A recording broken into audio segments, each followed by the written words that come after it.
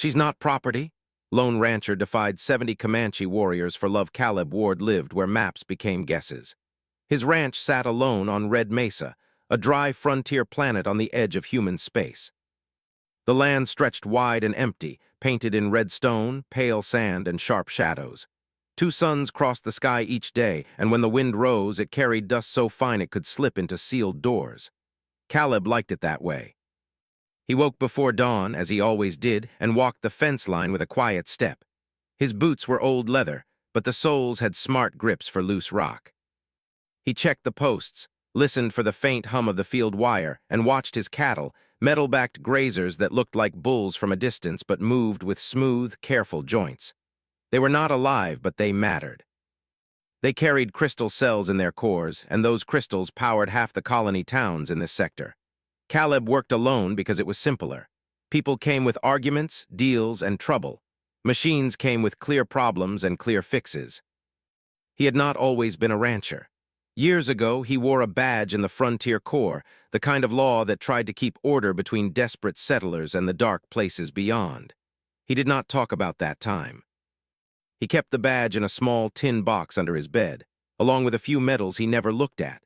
When the first sun rose, Caleb mounted his hover saddle and guided his herd toward a dry basin where the ground still held thin patches of tough grass. His ranch dog, a sturdy drone named Sprocket, ran beside him, its metal paws kicking up little clouds of sand. Sprocket's eyes glowed soft blue as it scanned for threats and tracked the herd's position. Caleb's wrist unit beeped once, an old system warning. "Storm," he muttered. Sprocket tilted its head, then barked a short digital sound. A storm was coming, but something else was in the air too. The scanner showed a faint signal, weak and scattered, like a voice trying to speak through broken glass. Caleb turned his hover saddle toward a line of jagged rocks in the distance. He had seen strange things out here. Lost cargo, broken drones. Sometimes a small ship would fall out of the sky, pulled down by a bad jump or a failing engine. Most people who crashed that far from town did not survive the heat. As he rode, the signal grew clearer. It was not a storm beacon. It was an emergency ping, old and urgent. Caleb slowed at the edge of a shallow ravine. The sand there looked wrong, too smooth, like it had been disturbed and then covered again. He dismounted, crouched, and pressed his palm to the ground. The sand was warm. Beneath it, he felt a hard curve, a pod. He brushed sand away with his hands. The metal surface emerged, scratched, and scorched. The pod was small, meant for one passenger. A thin seam ran along the side, almost hidden by dust. Caleb found the manual latch and pulled. The hatch opened with a soft hiss. Air escaped, stale and faintly sweet. Inside, someone lay curled in the tight space. She was not human. Her skin was a warm bronze tone, her features sharp but calm even in sleep. Fine markings traced her cheekbones like inked lines, and her hair was dark and thick, braided close to her head. She wore light armor, cracked in places, made from layered plates that shimmered with faint color when the sun hit it. On one shoulder was a symbol etched in silver, an emblem of a clan or family. Caleb's first thought was danger. Alien visitors were rare this far out and rarely came alone without a reason. His second thought was simpler. She was alive. Her chest rose slowly. A small cut near her temple had dried blood around it. One hand was wrapped in a cloth strip, stained. Her lips were pale and her breathing sounded thin. Caleb checked the pod's controls. The system was failing. If the pod's life support died, she would die with it. He could close the hatch and leave, pretend he never found it. Nobody would blame him. Nobody would even know. He looked at her face again. It was not a face of someone threatening him. It was the face of someone who had run out of road. Caleb exhaled low and long. "All right," he said to the empty air. "All right." He lifted her carefully. She was lighter than she looked, but still heavy enough to make his arms strain. Her armor was cold against his skin. As he carried her, her eyes fluttered once, but she did not wake. He placed her on the back of his hover saddle, strapped her in with a safety harness, and rode home as fast as the terrain allowed. Sprocket ran ahead, scanning, then circling back, as if urging him to hurry. The ranch house was a single-story structure of metal panels and stone, built low against the wind. Solar glass covered the roof. Inside, it smelled like oil, dust, and the faint spice of dried beans. Caleb carried her into the main room and laid her on the couch, then grabbed his med kit from a cabinet. He worked with steady hands, the kind of hands that had patched broken limbs and treated burns long ago. He cleaned the cut on her temple, sealed it with a healing strip, and checked her pulse with a scanner. It was weak but steady. He tested the air in her lungs using the medkit's universal breath sensor. Her body accepted the room's atmosphere, which meant her species could breathe the same air as humans, at least for a while. That made things easier. Caleb made her drink water mixed with electrolytes using a small spoon. Some of it spilled. Some of it went down. She stirred, frowned, and whispered a sound in a language he did not know. "Easy," Caleb said. "You're safe." He did not know if she understood, but his voice was calm, and calm mattered. Hours passed. The storm came and rattled the house. Dust hit the windows like rain. Caleb sat in a chair across from the couch, watching her breathe. Sprocket lay at his feet, quiet but alert, its sensors turning now and then as it listened to the wind. When the storm weakened and sunlight returned, she finally opened her eyes fully. They were a deep amber color, bright and focused. She looked at the ceiling first, then at the walls, then at Caleb. Her gaze sharpened. She tried to sit up and winced. Caleb raised his hand slightly, showing he meant no harm. "You're hurt," he said. "Don't move too fast." She studied him like a person measuring distance and risk. Then her eyes dropped to her armor, to her hands, to the healing strip on her temple. "You did this," she said. Her voice was soft, but the words were clear. She spoke human trade language, though with a strange rhythm. "I did," Caleb replied. "Found your pod out in the ravine." Her jaw tightened. "You should not have." "That's so?" Caleb leaned back slightly. "Was I supposed to leave you there?" She hesitated, as if answering would cost her something. Then she looked away. "My people will come." Caleb's stomach tightened. "Who are your people?" She met his gaze again. "The Karak Riders." The name meant nothing to Caleb, but the way she said it carried weight, like saying it could summon them. Caleb kept his face neutral. "And why would they come for you?" She swallowed, then spoke the next words carefully. "Because they believe I belong to them." Caleb's eyes narrowed. "Belong," her expression hardened. "A claim, a binding, old law." Caleb's hands curled slowly on the arms of his chair. He had heard enough frontier stories to understand the shape of this one. Powerful groups with strict rules, people treated like prizes, lives decided by tradition instead of choice. He spoke slowly. "Do you want to go back?" Her silence answered first. Then she said, "No." Caleb nodded once, as if confirming something inside his own chest. "Then you don't have to?" The alien woman looked shocked, not by the words themselves, but by how easily he said them, like he had not even considered the other option. "You are human," she said. "You are not part of our law." "I'm part of my own," Caleb replied, "and around here people decide for themselves." She stared at him for a long moment, then her shoulders sagged just a little and the tension in her face softened. "My name is Lyra," she said quietly. "Caleb," he answered. "Caleb Ward." Lyra tried again to sit up. This time she moved with care. Caleb stood, walked to the kitchen, and poured a cup of water. He handed it to her. She accepted it with both hands like it mattered. She drank, then looked around the ranch house. Her eyes paused on the old rifle above the fireplace, on the coil of rope near the door, on the worn hat hanging by the wall. She seemed surprised by the mix of old and new, the way frontier life carried the past while surviving with future tools. "This place is far," she said. "That's the point," Caleb said. Lyra lowered her gaze. "Far is not enough." Caleb frowned slightly. "What do you mean?" Lyra's fingers tightened around the cup. "They will not stop at distance. They will search until they find me. And when they do," she paused, then added, "they will test you." Caleb felt the old part of himself wake up, the part that listened for threats even in silence. "How many?" Lyra's eyes rose to his. "Many." Caleb stepped to his workbench and tapped his scanner screen. It showed only clear sky. No ships, no signals, but the desert was wide, space was wider. Trouble often arrived before warning could explain it. Outside, the wind had calmed. The herd's tracking beacons blinked calmly on his screen. Everything looked normal. Yet Caleb could not shake the sense that something had changed the moment he opened that pod. Lyra watched him as if she could read his thoughts. "You can still let me go," she said, but her voice held no hope in it, only duty. Caleb turned toward her and shook his head once. "You're not a package I hand over. You're not a thing." Lyra's eyes widened, and for the first time a strange emotion crossed her face, something close to relief, mixed with fear, like sunlight breaking through clouds just before thunder. Caleb looked out the window at the red horizon. Somewhere beyond it, the Karak Riders were coming. and the lonely rancher who liked quiet was about to learn how loud the frontier could get. The desert stayed quiet for 3 days, but it was not the peaceful kind of quiet Caleb trusted. It felt heavy, like the air before a storm. The sky remained clear, and the twin suns crossed slowly overhead, yet Caleb found himself checking the horizon more often than usual. Lyra recovered quickly. Her wounds closed faster than a human's would, and her movements became steady again. She helped around the ranch without being asked. She watched how Caleb guided the mechanical herd, how he repaired fences, and how he spoke to machines as if they were old friends. Sometimes she asked questions. Other times she simply observed, absorbing everything with careful attention. Caleb noticed how alert she stayed. Even when she appeared calm, her eyes moved constantly, measuring distance, listening to sounds he could barely hear. One morning, as they walked along the outer fence, Lyra stopped suddenly and tilted her head toward the sky. "They are closer," she said quietly.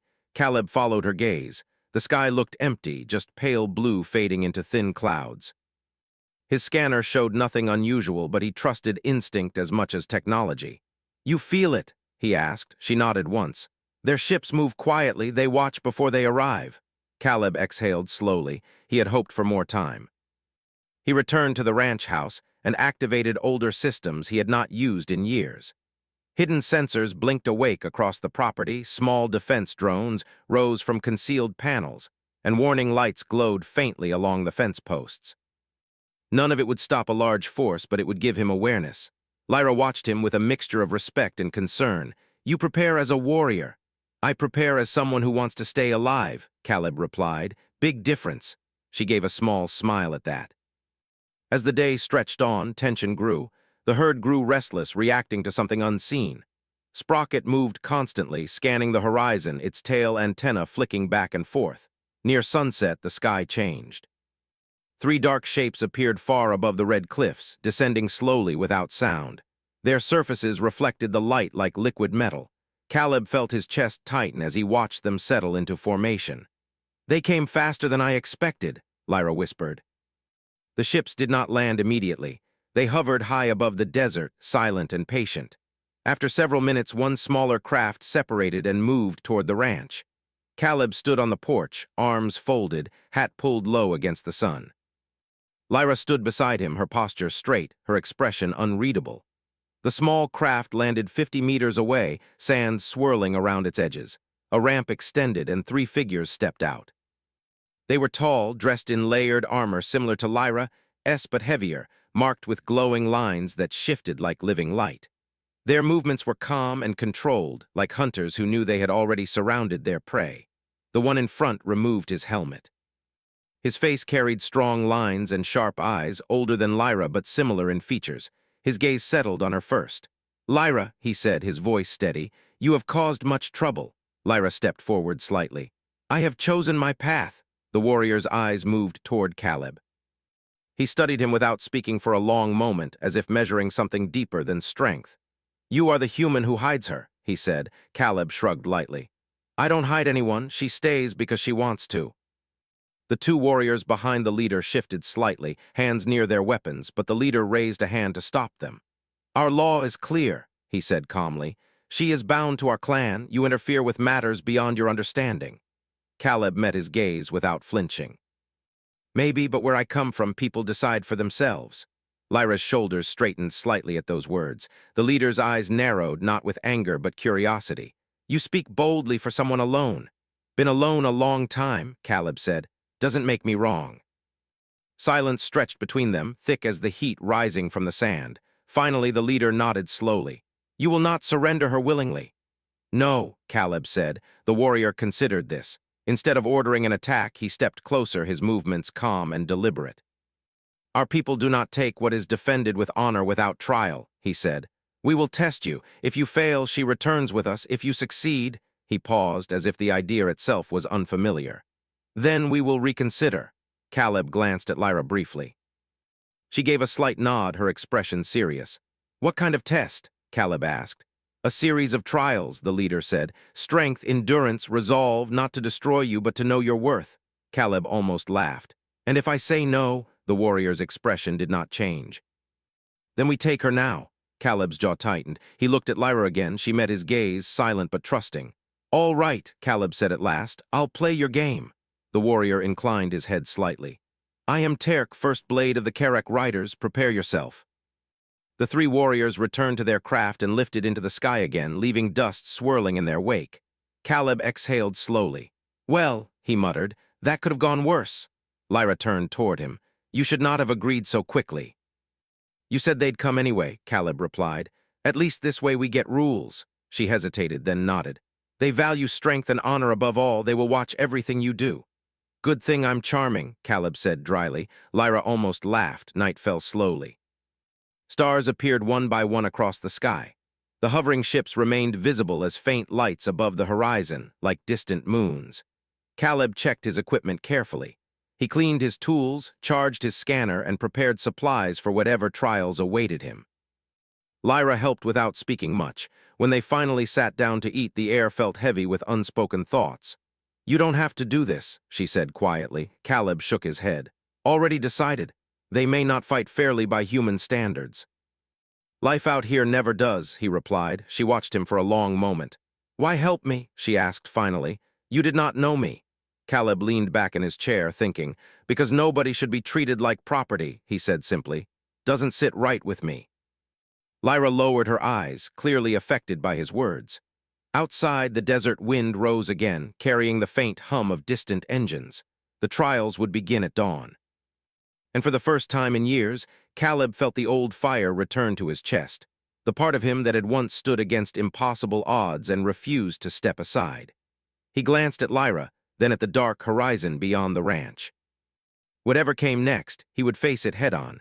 Dawn came slowly over Red Mesa, the first sun rising in soft gold light across the desert. Caleb had not slept much. He stood outside before the light fully touched the cliffs, hat low over his eyes, breathing in the cool morning air. The second sun would rise later, bringing heat with it. For now, the world felt calm. Above the horizon, three dark ships hovered like silent watchers. Lyra stepped out of the ranch house and joined him. She wore her repaired armor, though Caleb had reinforced it with small, human-made patches along the seams. The silver clan symbol on her shoulder caught the light. They will begin soon, she said quietly. Caleb nodded. Let them. A low hum rolled across the sky. One of the ships descended again, slower than before. This time it landed farther from the house, near a wide stretch of open land where rock formations rose like broken teeth from the ground. A ramp lowered. Terk stepped out alone. He carried no visible weapon.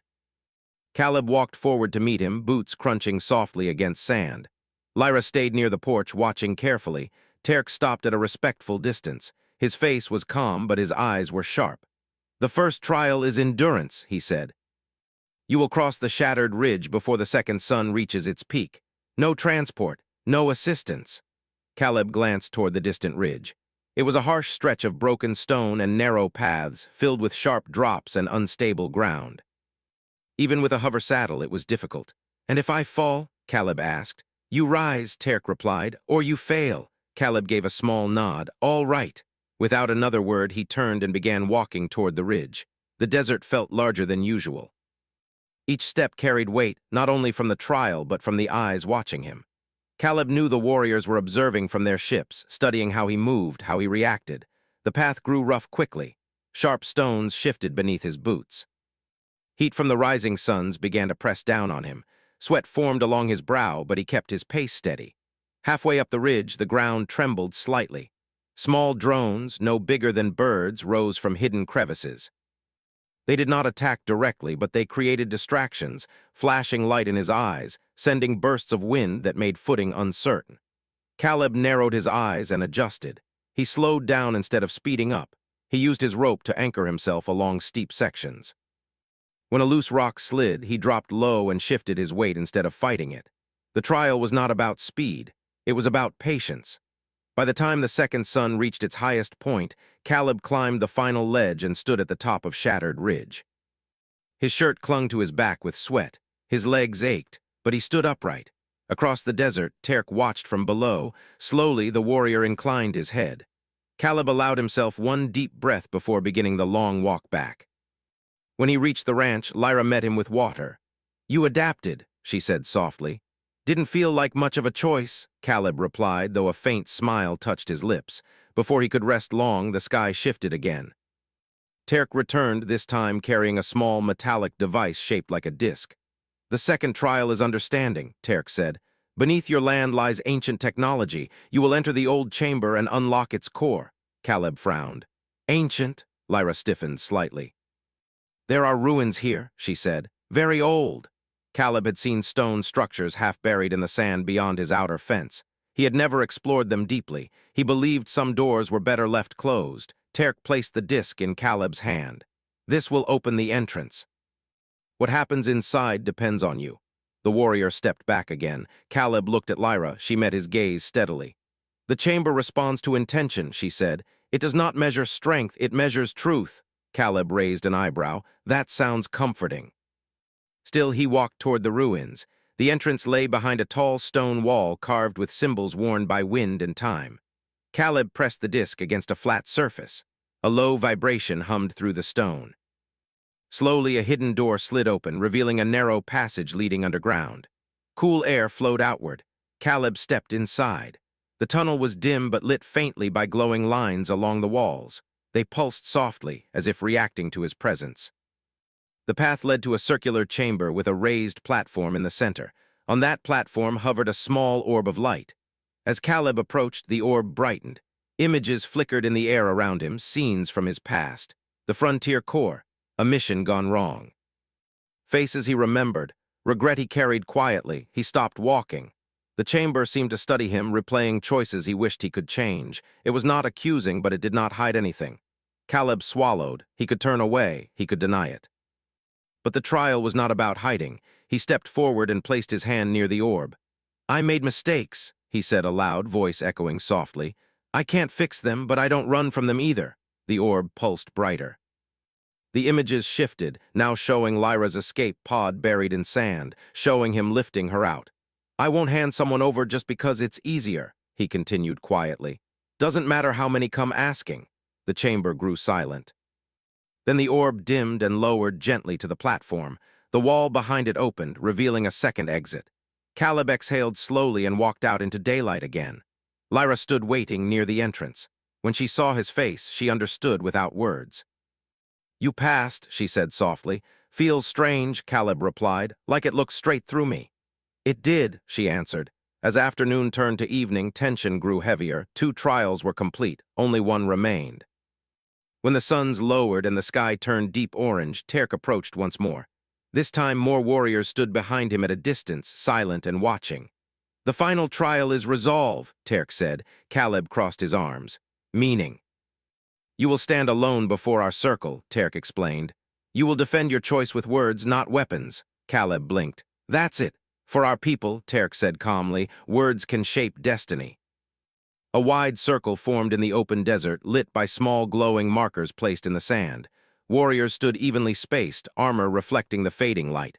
Lyra remained just outside the circle. Caleb stepped into the center. Terk faced him. You protect her, Terk began. Why? Caleb looked around at the silent faces. He did not raise his voice, but he spoke clearly. Because she asked for freedom, he said. That should be enough. Murmurs rippled softly among the warriors. She is bound by law, Terk replied. Maybe by yours, Caleb answered. Not by mine, Terk's gaze sharpened. You challenge our tradition. Caleb shook his head slightly. No, I challenge the part that treats her like something owned. The desert wind moved gently through the circle. Lyra stepped forward then, her voice steady. I honor my clan, she said, but I choose my path. Silence followed. The warriors looked between Caleb and Lyra. Something had shifted, not anger, not defeat, something more thoughtful. Terk studied them both for a long moment. The final judgment had not yet been spoken. But for the first time since their arrival, uncertainty touched the warriors' eyes. And under the deepening sky of Red Mesa, the lone rancher stood firm, not with force but with conviction. The desert night felt different after the final trial. The circle of warriors remained in place, their armor reflecting the soft glow of the ground markers. The wind moved slowly across Red Mesa, carrying fine dust between them. Caleb stood in the center, calm on the outside, though his heart beat hard in his chest. Lyra stood a few steps behind him, her back straight, her chin lifted. She did not hide. She did not lower her eyes. Terk remained silent longer than before. His gaze moved from Caleb to Lyra, then to the watching warriors. This was not a simple decision. Caleb could see that much clearly. Finally, Terk spoke. "Our law was written when our people faced extinction," he said, his voice steady but heavy. "We believed unity through binding would keep us strong. We believed choice would weaken us." A few warriors shifted slightly at his words, but none interrupted. Terk continued, "You, human, have endured our tests. You have shown strength without cruelty. You have spoken without fear. You have not insulted our ways, only questioned them." Caleb did not answer. He simply stood there, steady as stone. Terk turned toward Lyra. "And you, daughter of our clan, have stood before us and claimed your own path. That requires courage." Lyra met his eyes without hesitation. "I honor our people," she said clearly. "But I will not be claimed like an object. I will walk beside someone by choice, not by command." The words settled across the desert like a weight being placed down gently. One of the younger warriors stepped forward suddenly. His armor gleamed brighter than the others, and his expression was sharp. "This is weakness," he said firmly. "If we allow this, others will question the law. Our unity will break." Murmurs of agreement rose from a few voices. Caleb felt the air tighten again. He did not move, but he remained ready. Terk raised a hand, silencing the murmurs. "Strength is not only in holding tight," Terk said calmly. "Sometimes it is in knowing when to release." The younger warrior looked frustrated, but stepped back into line. Terk stepped into the center of the circle, facing Caleb directly.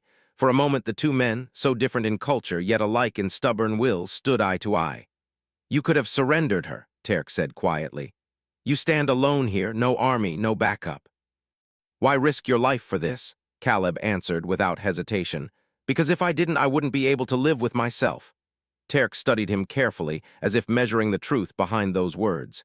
He found no hesitation there. The desert wind picked up slightly, lifting sand around their boots. At last, Terk stepped back and raised his voice so all could hear. "Lyra of the Karak riders is released from binding." Silence fell. Even the wind seemed to pause. "She will not be pursued," Terk continued. "She will not be forced. Her path is her own." For a moment, nobody moved. Then slowly, one by one, the warriors lowered their heads in acknowledgement of the decision. Not all agreed fully, but they respected the authority behind it. The tension that had held Caleb's shoulders tight for days finally loosened. Lyra stepped forward into the circle. She bowed her head slightly toward Terk, not in surrender but in respect. "I will carry our name with honor," she said. "Even far from you." Terk gave a small nod. "See that you do." The glowing markers in the sand dimmed. The circle broke apart. The warriors moved back toward their ships in quiet order. The younger warrior glanced once more at Caleb, but there was no open challenge in his eyes now. Only curiosity. As the ships powered up, the desert filled with low vibrations. Sand swirled again as ramps lifted and engines glowed brighter. Within minutes, the crafts rose into the dark sky, shrinking into distant stars. Caleb and Lyra stood side by side, watching until the last light disappeared. Only then did Caleb let out a slow breath. "Well," he said softly, "that's something you don't see every week." Lyra looked at him, and for the first time since he found her in the pod, she smiled freely. "You faced 70 warriors," she said. "Alone." Caleb adjusted his hat slightly. "Didn't feel that alone." She understood what he meant. The next morning, Red Mesa felt quieter than it had in a long time. Not empty, not lonely, just calm. Caleb returned to his routine. He checked fences, guided the herd, repaired a loose panel on the barn. Lyra walked beside him, asking about tools, learning how the crystal grazers responded to signals. Sprocket followed them both happily, clearly approving of the peaceful atmosphere. As days passed, small changes began to show. Lyra adapted to ranch life quickly. She learned how to steer a hover saddle across uneven ground. She practiced repairing machinery with careful hands. Sometimes she taught Caleb simple defensive techniques from her people, not for battle, but for discipline and balance. In the evenings, they sat on the porch and watched the twin suns set behind the cliffs. The sky would turn orange, then purple, then deep blue. Caleb noticed something inside himself had shifted. The ranch no longer felt like a place to hide. It felt like a place to build. One evening, Lyra spoke quietly as they watched the horizon. "My people will speak of this," she said. "Some will disagree, some will question, but the law has changed." Caleb nodded slowly. "Change usually starts small." She looked at him thoughtfully. You changed more than you know. Caleb gave a faint smile. Wasn't trying to change anyone? Sometimes, she said softly, standing still is what moves the world. The desert wind moved gently around them, warm but no longer harsh. Weeks later, a small message signal arrived from orbit. It carried the emblem of the Carrack Riders. Caleb and Lyra stood together as the message played. Terk appeared briefly on the screen. Our people adjust, he said simply. New discussions begin, you have our respect. The message ended. Lyra stood very still for a moment, then she turned to Caleb. They are learning, she said quietly. He nodded. Guess we all are. That night, the stars seemed brighter than before. Caleb leaned back in his chair, hat tipped low, feeling the steady hum of his ranch systems around him. The herd moved peacefully in the distance. The fences stood strong. The horizon stretched wide and open. Red Mesa was still a frontier. It was still rough and unforgiving. But it was also something else now. It was home, not just for a lone rancher who once wanted silence, but for two people who chose to stand together. Under the endless sky of the outer frontier, Caleb Ward had made his stand. Not with anger, not with force, but with a simple truth. She was never property, and on Red Mesa, freedom meant exactly what it should.